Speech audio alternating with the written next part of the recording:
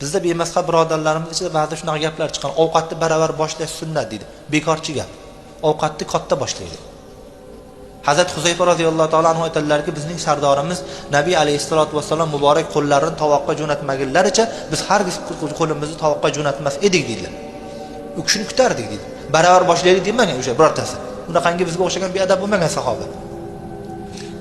Payg'ambar alayhisolatu vasallam hali muborak qo'llarini cho'zganlari yo'q edi hamki, bir odam tashqaridan kirib keldi. Go'yo orqasidan bir kishi itarib turganga o'xshaydi. Ya'ni juda ham tezda keldi. O'qdek otilib kirdi-da, o'zini qo'lini bismillohni aytmasdan turib tovoqqa cho'zdi. Shunda payg'ambar alayhisolatu vasallam haligini odamni qo'lini ushladilar. Qo'lingni tort demoqchi bo'lib ushladilar. Ushlab turib payg'ambar alayhisolatu aytgan ekanlarki, shu odam bismillohni aytmasdan kirib kelayotganda shayton ham biriga qo'lini cho'zdi. Bu Allohga qasamki, men buni qo'lini ushlaganimda qo'limning ostida shaytonning qo'li ham birga kirdi degan ekanlar.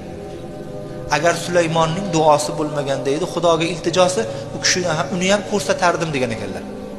Hazrat Sulaymon alayhisolatu vasallam aytgan ekanlar, Qur'oni Karimda Xudo taolo u kishini aytgan gapni keldi. Robbi habli mulkan la yanbaghi li ahadin min ba'di, ilohiy menga shunday bir saltanat ber, menga shunday mulk ber, ya'ni hamma zotlarga o'zingni sen chiqib yaratgan mavjudotlarning hammasiga men podshoh bo'lay, unaqa podshohlikni mendan keyin birovga bermagin deb duo qilgan. O'sha duosida u kishiga men sherik bo'lib qolmay deb ko'rsatmadim dedilar.